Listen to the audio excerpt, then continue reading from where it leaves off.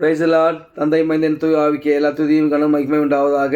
இன்றைய நாளுக்கான இறை வார்த்தை தாவீதின் சங்கீத பாடல் 56:9.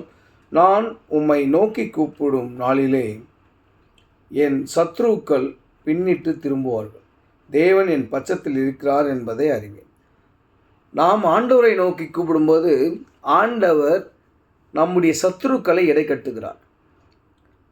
ஏன்னு சொன்னால், நாம் எந்த காரியத்தை குறித்து அதிகமாக பதற்றப்படுகிறோமோ, இல்லை ஒரு பயத்தின் ஆவியை கொண்டவர்களாக இருக்கிறோமோ, அதை ஆண்டவர் முதலாவது கட்டுவித்து நம்மை தேற்றுகிறதான ஒரு ஆண்டவர். தாவீது ராஜாவை கூட அநேக இடங்களில் தேற்றுகிறார்.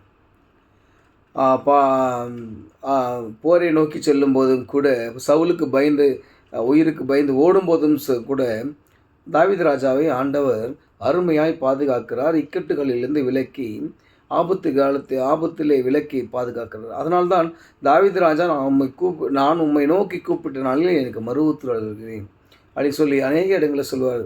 கர்த்தரை நோக்கி கூப்பிடு, கர்த்தரை ஸ்தோத்திரின்னு சொல்லி ஏன் சொல்கிறாருன்னு சொன்னால், அவர் ஆண்டவரை ருசி பார்த்துருக்கிறார். அப்படி நாம் நோக்கி கூப்பிடும்போதே நம்முடைய விரோதிகள் என்ன பண்ணுவாங்களாம், பின்னிட்டு திரும்புவார்களாம். அது எவ்வளோ ஒரு ஆசீர்வாதம் இல்லை.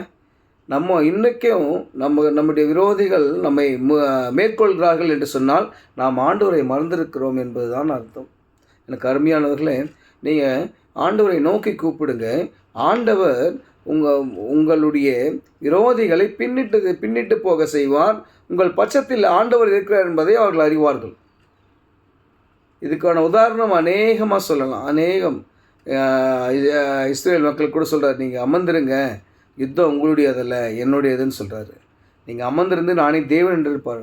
அதை தான் ஆண்டவர் நம்மக்கிட்ட எதிர்பார்க்குறாரு. நீங்கள் என்ன சூழ்நிலை வந்தாலும் என்னை நோக்கி பாருங்கள். உங்களுக்கு வர எல்லாவித இன்னல்கள் பின்னிட்டு திரும்பி போகும். விரோதிகள் பின்னிட்டு திரும்பி போவாங்க.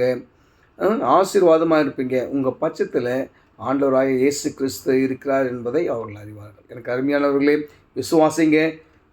உங்கள் பட்சத்தில் ஆண்டவராக இயேசு கிறிஸ்து இருக்கிறார். கர்த்தர் பெரிய காரியங்களை செய்வார். ஆமென்.